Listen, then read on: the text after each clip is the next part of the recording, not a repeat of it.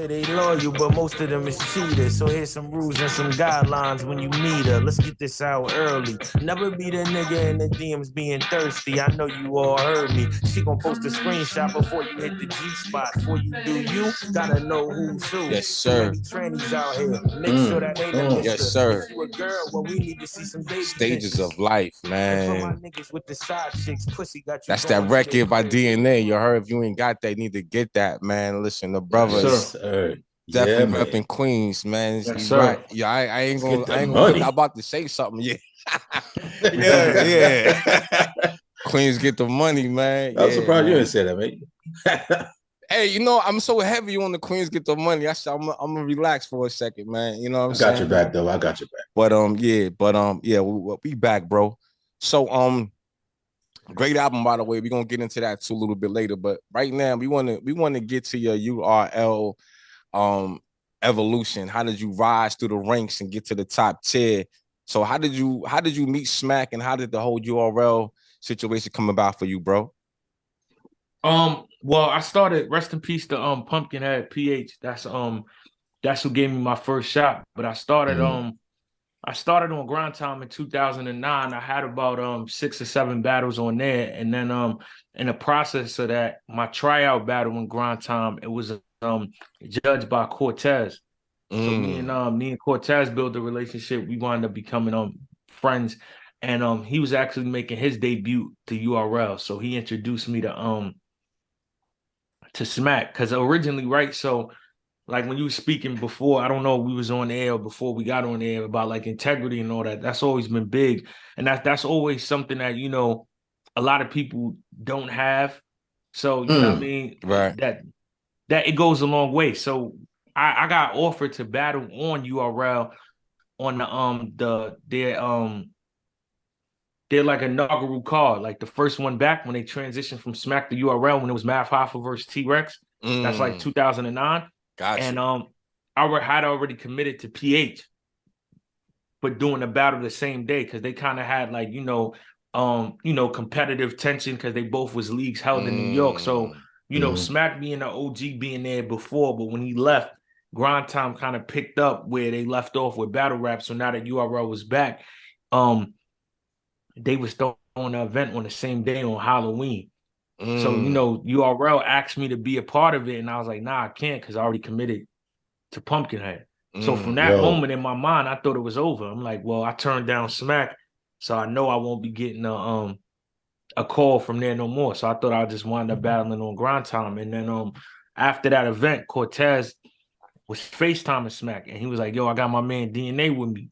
So the first thing Smack said was like, "Yo, yeah, that's the nigga that turned us down." Right? I'm like, yo, listen, man, I already had another obligation that would have looked crazy. You know what I mean? That's my man. I told him I was going to do it. I can't say I'm gonna do something and then, go back on my word. And he's like, nah, I was just fucking with you. I'm joking. I respect that. That's commendable. So after that, that's the first time I talked to him was on FaceTime, and then they set me up for a battle in February that following year in 2010 versus H.O.M.E. And then that's how my run on URL started. But my rise to the top on URL, it was really I was nice. I had a missing tooth. I was young. So all those things, all those things stood out for me. And on top of it, I was growing the same time as battle rap. So all of us from the first class of URL became the big stars that we are because we were there watching it rise. You know what I mean? Like now it became, right now it's easier and difficult at the same time. But when we was coming up, it was difficult because battle rap wasn't respected. It was a frowned upon thing when we started doing it. It was like, oh, people that can't make music do that. Like now it's cool to be a battle rapper. Like now you can say, yo, I don't do music, I just battle rap. And people like, oh yeah, he's a battle rapper. But we broke the threshold for that. So, you know what I mean? That's why a lot of us became the big household names that we are, because we took this to the next level. So, was that your intent? Was that your intent? Or was you just going through the motions? You were just like, yo, I'm just going to destroy anybody in front of me? Or did you actually have like a vision, a game plan for yourself and for the battle rap culture?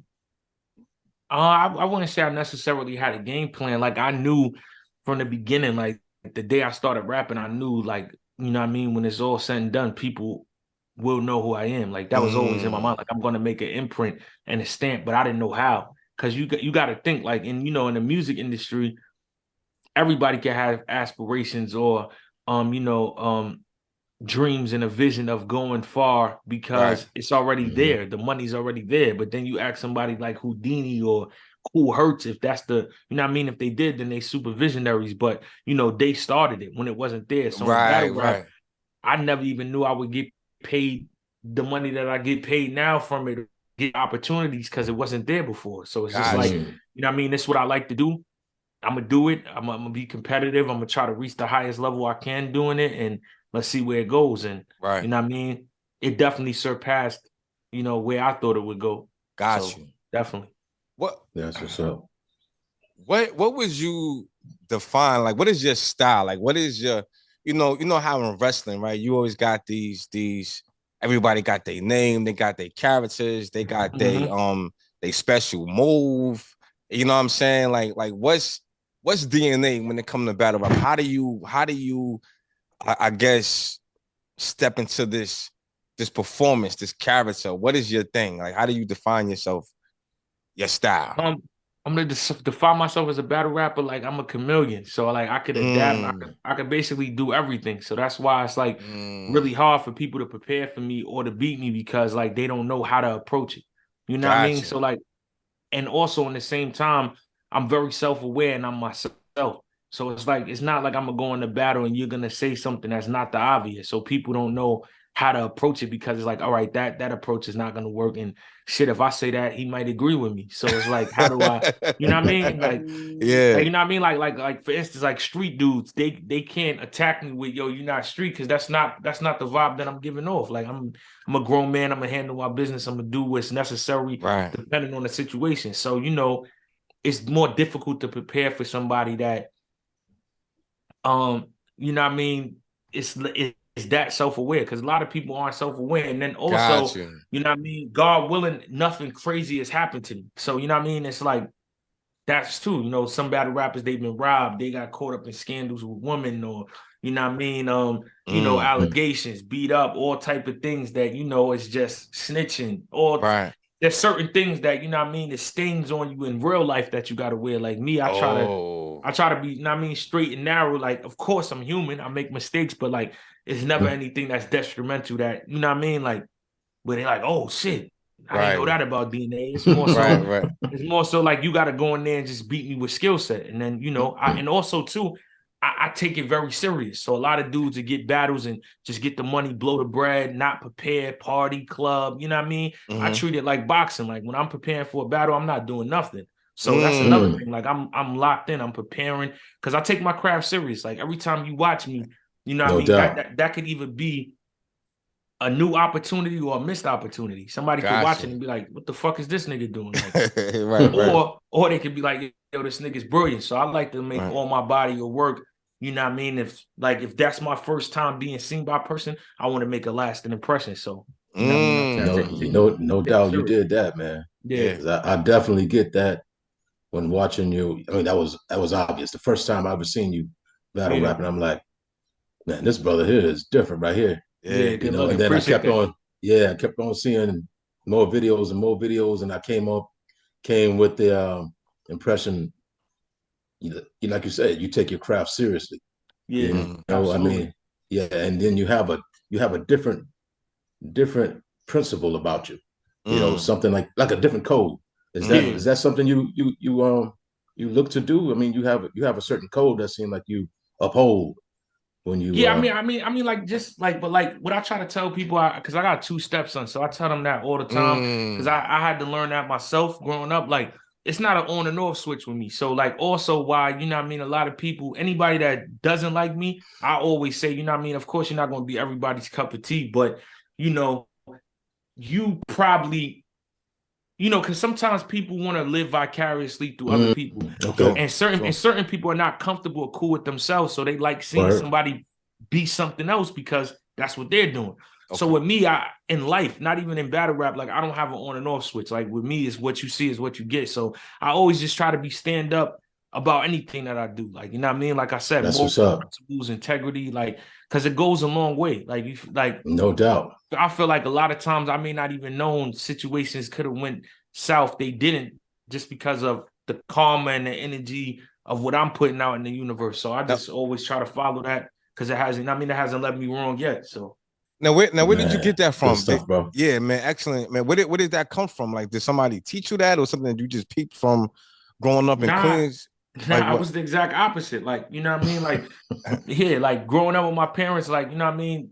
I always credit them, because, you know, a lot of times people feel like leading the great example gets great results, but I'm like a prime example of the bad example gets great results, because I learned what not to do. You know what I mean? Had I had parents that taught me about credit and saving money, and, you know what I mean, being responsible and buying equity, and, you know what I mean, like land and all that type of stuff, it probably, I may have been spoon fed to the point where I feel like I didn't have to get it on my own. But because, you know what I mean, both of my parents was on drugs. So my pops passed from Wow. that. My uncle passed from that. My mom had a long battle with that, and she overcame it. So I grew up raised by my grandma. Matter of fact, I would say that my grandmother. Is You know that what I mean? Nana? Like, Is that the chain yeah, you wear yeah, for? yeah, yeah. That's why, like, also, like, even, you know what I mean? Like, of course, you know, rappers want to shine and all that, but that's why I never got a chain that said DNA, because I feel like that's kind of stupid. Like, you know what I mean? Other people went, like, you already know my name, so I'm not gonna. That's kind of like almost like a certain narcissistic behavior, like, you know what I mean? And we all got that, but I try not to carry that Right. all the way. So that's why I would never get a chain like with Wow. my name on it. The most I would do is probably a helix, but I got my grandma being my first piece that I got, because, like, you know what I mean, she passed away last year, and that's when I got it. So Condolences, that's my brother. but that's where I always wanted Yes. to, everywhere I go, you know what I mean, still carrying. But yeah, at first I answered that wrong. That's actually where I got it from my grandma. Because Wow. even though my grandma wasn't into like entertainment or all that, she was always somebody that stood on what she said, believed in being straight and narrow. Like, I can't go back to a time where she wasn't. So Wow. That's what's definitely up. my grandma. Man, That's what's up. yo, man. I just want to say for the record too, you know, anybody listening, doing business with DNA is he's very professional. Very professional. His correspondence is right on time. In this industry and trying to negotiate and do certain things, people don't really stick to their word.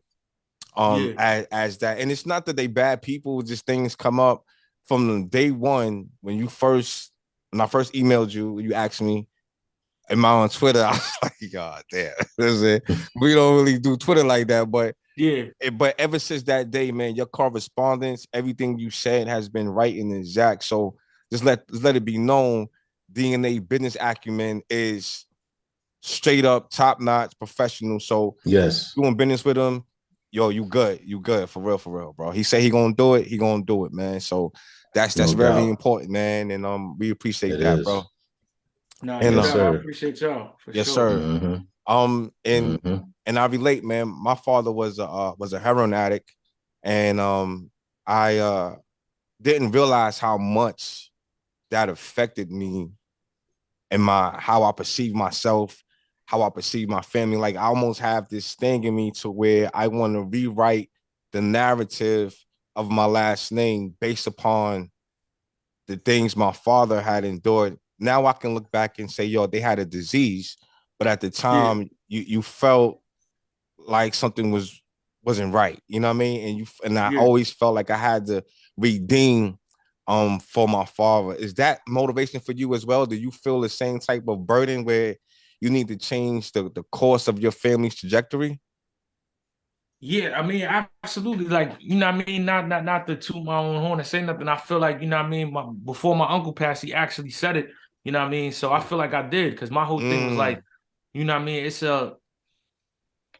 a different so, like, you know what I mean, like, for instance, right? And I never want sympathy, like, I never, right? And this be the thing of why I feel like these conversations need to be had, because people would be jealous and envious of the success of others, not knowing the struggle or the story. Like, No doubt. somebody like LeBron or somebody like 50, I'm content with in my life if I'm never as successful as they are, because of what they went through.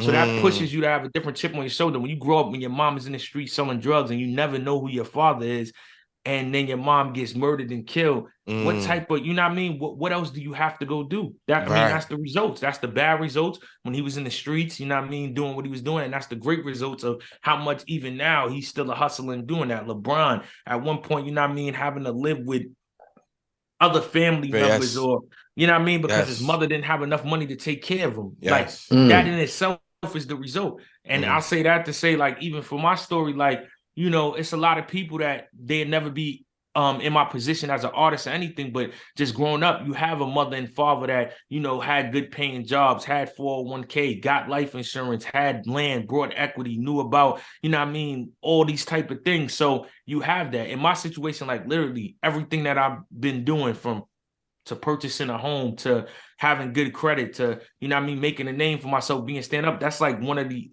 from what I know on my line, I'm like the first one that, you know what I mean, that did it, that made it success, because success doesn't even have to do with battle rap. It's just like, you know what I mean, going forward. So I feel like I definitely know what that feels like, having that burden. But like, you know what I mean, I feel like in these last few years, I got that off my back when you know, my family member said it to me, and I just seen like, all right, you know what I mean, I definitely did what I'm supposed to do. Because for a while, you know what I mean, you don't want to get caught up in like, yo, I don't want to be the same way they are. Like, I don't want to, you know what I mean, wind up getting told like, yeah, here the tradition continues. So wow, that's what's up. Salute, bro. Salute, man. So, go ahead, bro. Yes, sir. You got something? Oh, no. I was just saluting the brother, man. I mean, yeah, man. Appreciate it. Yes, sir. Yeah, no man. doubt. I mean, beautiful. I didn't know that, man. So when you said that, it definitely hit home, man. I remember coming home from school. I grew up in 40 projects over there in Southside, right? So I remember coming home, and this is like during like the 80s. So you can only imagine what's the environment grown in Queens in the 80s, right? So I remember coming home, and my father is in the is in the staircase, and he's high, and he's like he's sitting in his own urine, right? And so I'm coming home from school, and like all my friends, like, we got to step over my father. Like, I'm really literally acting like I don't know who he is. You know what I'm saying? And you don't think about how that affects you until later on, because it wasn't just my father.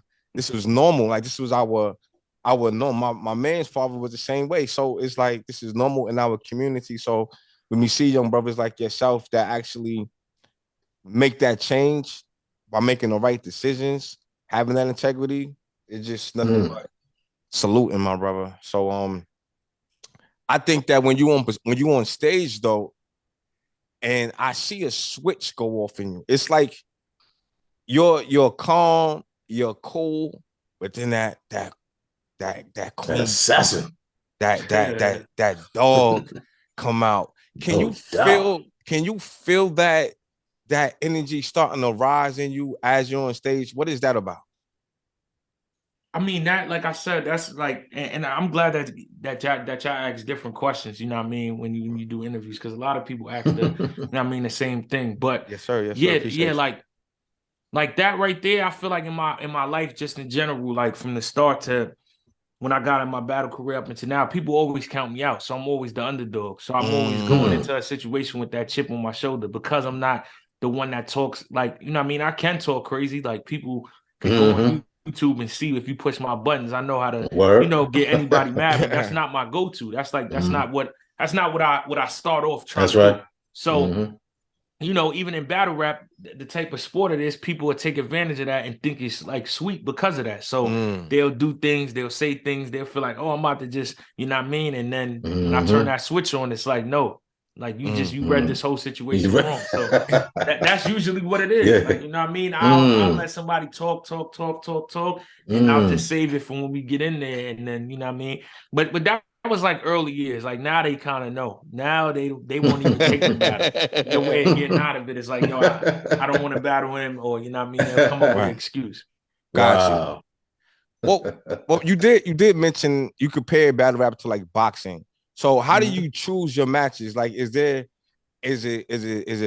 money driven?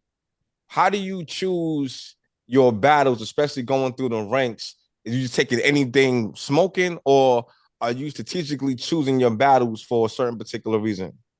I feel like with the style I got, like, so that's what I want in your style. Like certain battle rappers, I feel like certain matchups is dangerous for them. But for me, being able to do everything I do, I really just take anything that's smoking. Like if you hot and it makes sense, I'm with it.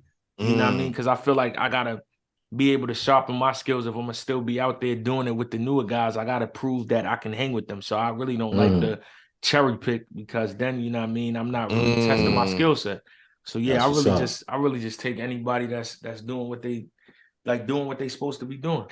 Okay. What before you said, you're like you compare yourself to being a chameleon. You can adapt to whatever level or whatever artist, MC, battle rap MC.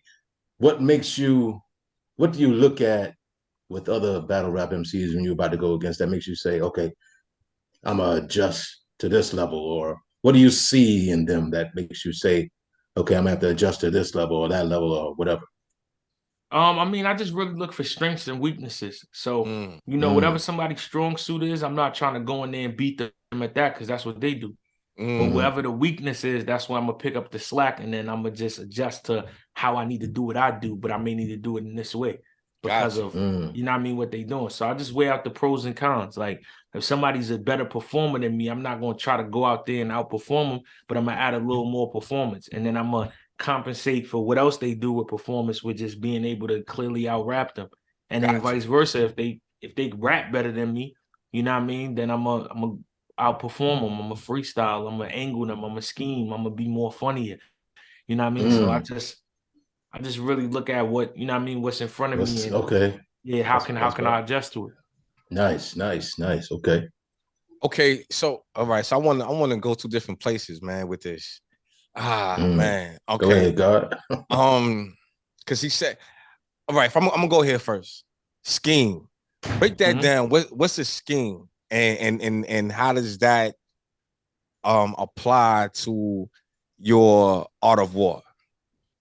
A scheme is basically just a continuous punchline. So it's a punchline that goes on for more than one line. Like, you know what I mean? Like a regular line that just be one line, but a scheme where like if I say you know what I mean, I may say a line like whatever, your career is gonna come to a short stop like Derek Jeter. That's that's just a punchline. But if I say if I connect Derek Jeter with George Steinbrenner and Brian Cashman and you know what I mean, Scott Brocious and Chuck Knoblock and Alex Rodriguez and Paul O'Neill, Bernie Williams. Now that's a scheme because I'm doing it on every player. Shortstop. Yeah. Wow. You know what I mean? So like a punchline is just one line, but a scheme is just about multiple things that still go into one subject.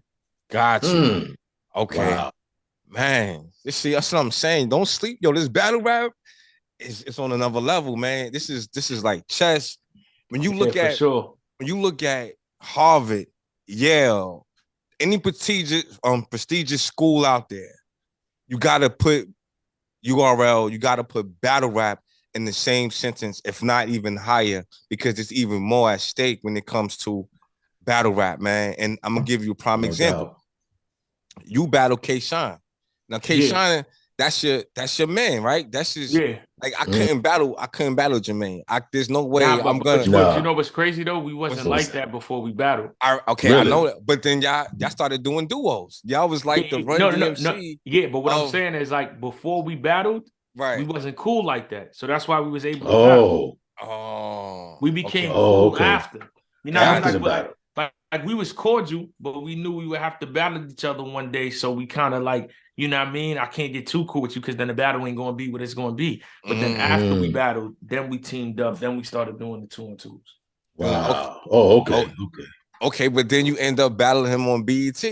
So after all of that, it's like you still. Yeah, but that was like, that was more like a scrimmage. Gotcha. Like, you know what I mean? You always going to scrimmage against whoever. So, you know what I mean? We're not going to sit down and really air out each other's dirty laundry or get personal. That's like, for anybody that don't know what we do, he's one of the greatest in the world. I'm one of the greatest in the world. Let's just display what it is that we do to a broader audience to get them to fuck with us. Like, a real URL battle, like, nah, we wouldn't do that.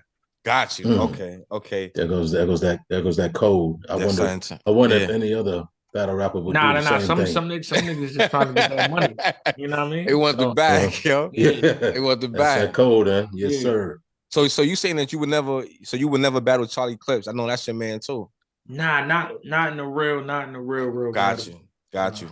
Yeah, I wouldn't want to see that anyway, man. Y'all two really have, to me, you and Charlie Clips is definitely like the Run DMC of battle rap, man. Y'all two brothers definitely are y'all energy, y'all camaraderie, man. It's special, man. From the outside looking in. From the outside looking in. Appreciate that. Word. All right, so we're gonna take a small break, man, and then we're gonna come back and keep this thing going. But before we do, man, I think this battle right here, I don't know if it set the tone or what, but this battle right here between you and Ill Will was legendary, man. Yeah, for sure. Yo. Yo, matter of fact, before we do that, before we go to break, y'all know my slogan. Yo, how did the slogan "Get him the fuck out of here"? How did that come about, bro? Word. Yeah. So rest in peace, Fred the Godson. Like I said again, in my early years of battle rap, I used to be in the studio with him all the time. So while we was there, it's called Blockwork Studio. This is like when, for me anyway, live streaming became a thing. Like this is when I first was going on live stream or whatever. And when anybody was hating in there, I'd be like, yo, get him the fuck out of here, man. Get him the fuck out. So it became an ongoing joke. And then and then eventually I had my battle with H.O.M.E coming up, which was my first battle on URL. And Fred was like, yo, man, you should say that. So I'm like, yeah, I'm gonna say it. And after I said it in round 1, by the time round 2 came, everybody said it with me. So I'm like, yo, that's the shit. So okay. Oh man, okay. So the Ill Will battle, that wasn't the first time for the slogan. No, that's just the most historic, iconic one. Yeah, that's the one that they go to, because going into that battle, Smack had me clearly losing the Ill Will. And you know what I mean? Like I said, I knew Smack since 2009. And this battle with Ill Will don't take place to 2014. So I'm like, yo, you know what I mean? I get if you feel like I'm not going to win, but he's going on record publicly saying it, like, yo, it's no way me and they could win. So I'm like, yo, Smack, why are you acting like you don't know, like, this is what I do? So, you know what I mean? I'm like, yo, you involved yourself in it. You got to take this bullet. So that's why I got killer. That's yes. That's that battle mentality right there, yo. H.O.M.E, yo, hold on, watch this. Now they all looking like y'all better believe that, nigga. Cause if you look at that hat, that shit is receding, nigga. It's round 1, it's getting hot in there. Let everyone know my slogan. Hell no! Get that the fuck out of here! I never drunk vodka! Get the yak the fuck out of here! Look at that hat! Get that the fuck out of here! You thought I was gonna lose? Get smashed the fuck out of here! Fuck out of here, nigga! That was crazy. Yo, H.O.M.E, yo, be right back, yo. Back with DNA, yes, sir.